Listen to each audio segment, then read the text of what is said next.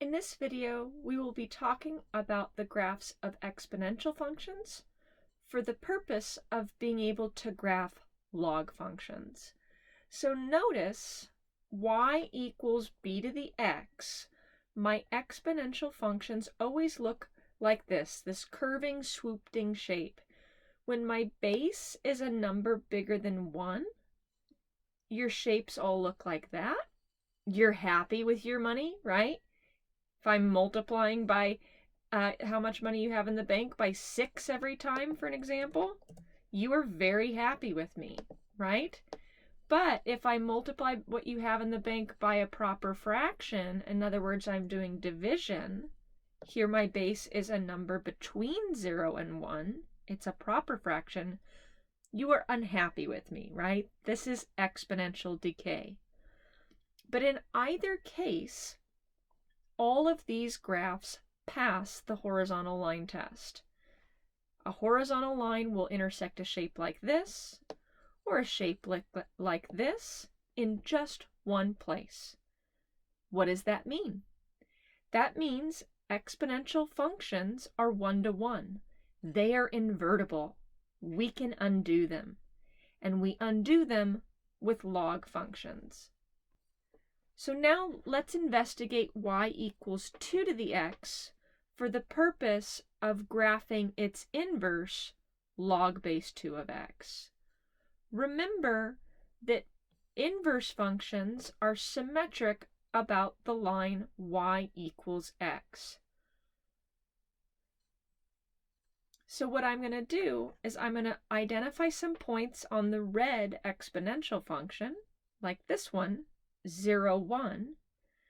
Reversing those ordered pairs, we get 1, 0 will be on the inverse function. Also, notice 1, 2 is on the red exponential function. So reversing those ordered pairs, now 2, 1 will be on the inverse, right? Now 2, 4 is on the red exponential function, so 4, 2 will be on its inverse. Let's do one more. Minus 1, a half will be on the red exponential function, so switching these ordered pairs, a half minus 2 will be on the inverse function. What is the name of the inverse function? Well, the opposite of 2 to the input is log base 2 of input, right? Turning it on, there we go. So one way for me to graph log base 2 of x is to actually visualize graphing 2 to the x first and switching those ordered pairs. Alternatively, you can make an xy chart for log base 2 of x and keep on putting in perfect powers of the base. In this case, perfect powers of 2. Right? And just like it's nice to know the basic shapes of this exponential function, right? Here's growth. Here's decay. Those basic shapes. It's also nice to know the basic shapes for our logs. They look like that. And they also look, when we've got the proper fraction, they look like this.